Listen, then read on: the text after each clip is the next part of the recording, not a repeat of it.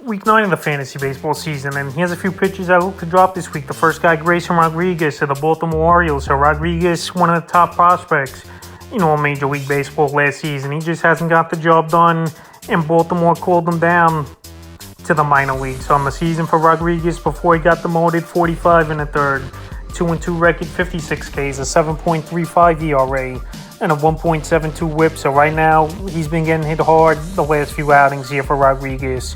And a few days ago, this Baltimore team sent him to the minors in the last couple weeks before the demotion.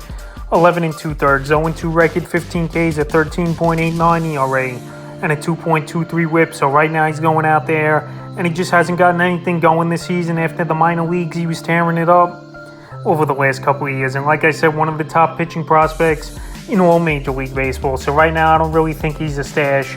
Is Grayson Rodriguez. We know he had early success early in the season, but now he's been getting hit hard over the last few weeks before he got sent to the minors.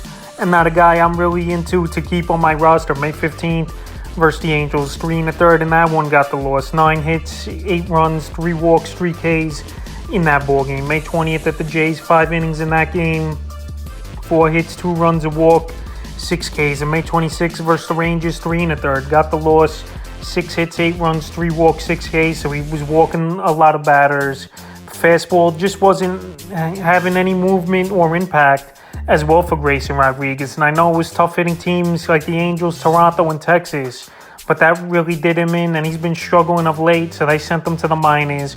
I'm sure he'll come up in a month or two as Rodriguez, the longest, till he's back in the majors. But right now, I don't believe he's a stash, and he's a pitcher I would drop this week. The next guy is Vince Velasquez of the Pittsburgh Pirates. So Velasquez got off to a nice start this season with this Pirate team, and then he went on the injured list with an elbow issue, came off pretty early, and now he's set for an MRI with another elbow issue. So possibly be a season-ending injury, especially with the elbow for Vince Velasquez. On the season, 75 and a third, 3-3 record, 69 Ks, a 4.78 ERA, and a 1.23 WHIP. So he was going out there and he was pitching good baseball with Vince Velasquez. But now with this injury, even if he's not going to be out for the season, I suspect he's going to be out for the long term, and he probably did rush back, is Velasquez. So Velasquez, he's been dropped in 14% of fantasy leagues. In the last outing before he went back on the injured list was a couple days, May 27th at the Mariners. 2 innings, got the loss, 7 hits, 4 runs, a walk, 3 Ks. So right now with the elbow injury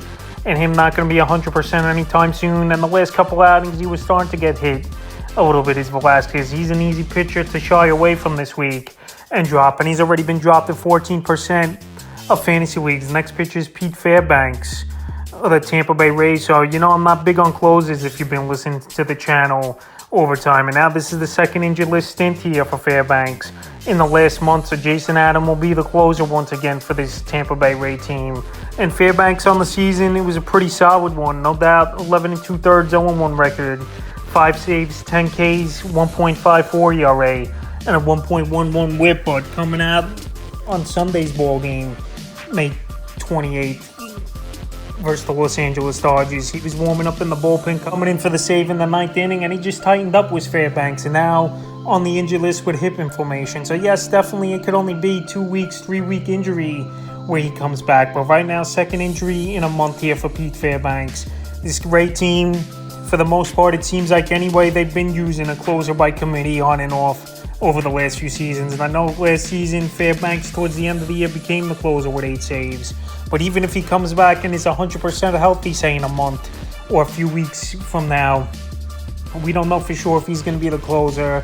And it's obviously concerning that he's been on the injury list a couple times now in a short period of time. So right now, Fairbanks, I would drop to my waiver wire. Someone might go out there and pick him up. I don't think it's a big hit.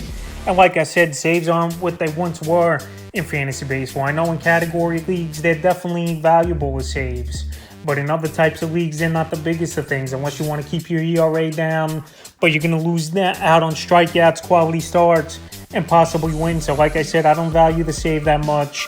And I would drop Fairbanks this week. The next pitcher is Jordan Montgomery of the St. Louis Cardinals. So Montgomery last season traded to the Cardinals for Harrison Bader, and it was a good trade for both teams. But so far this year, Montgomery, he's been a train wreck compared to his numbers last year. 60 and a third, 2-6 record, 55 Ks, 4.48 ERA, 1.44 whip and 5 quality starts in the season, but the last couple weeks here, he's been batting practice for the most part. 14 and a third, 0-1 record, 14 Ks, 5.65 ERA, a 1.88 whip. So this Cardinal rotation, one of the worst, in Major League Baseball in terms of ERA.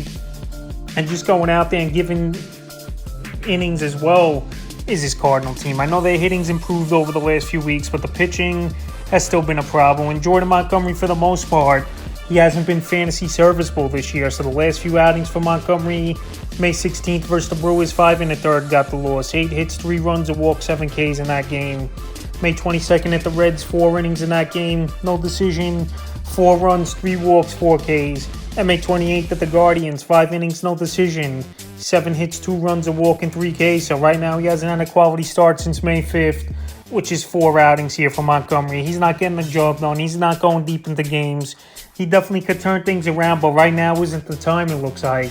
So while Montgomery's struggling 10 and 12 team leagues, I actually would drop him off to the waiver wire and see if I could find a pitcher right now that's been pitching better and has been contributing for fantasy owners into his team. In the 5th and final pitcher I look to drop this week here is Tyler McGill with the New York Mets. So the Tyler McGill experiment, I think, should come to an end for this Met team. And I know this Met team have some injuries in the starting rotation, and with all the guys like Verlander and Scherzer, they're going to miss starts here and there throughout the season. And Tyler McGill, the first time, second time around the lineup, he's decent. But once he gets that 4th or 5th inning, third time around the lineup, he's been batting practice, and his ERA's been ballooned as well over the last few weeks. On the season, 54 innings, 5 and 3 record, 43 Ks, 4.67 ERA, a 1.59 whip, and only 2 quality starts on the season. So like I said, Tyler McGill's been a 5-inning pitcher for the most part this season here for this New York Met team, and not really giving length for the Mets or going deep into games where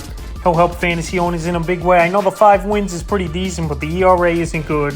He's not even averaging a strikeout an inning, and only 2 quality starts on the season. So I think McGill's an easy pitcher to shy away from this week. And the last few outings here for him, pretty much, it's been 1 good outing, 1 bad one, if that, for McGill. May 18th versus Tampa, 6 innings, got the win. 4 hits, 2 runs, a walk, 4 Ks, a quality start.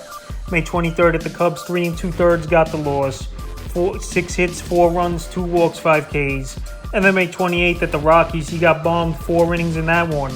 10 hits, 4 runs, 2 walks, 3 Ks. So McGill, like I said, on the road, he's definitely been a worse pitcher than he is at Citi Field this season.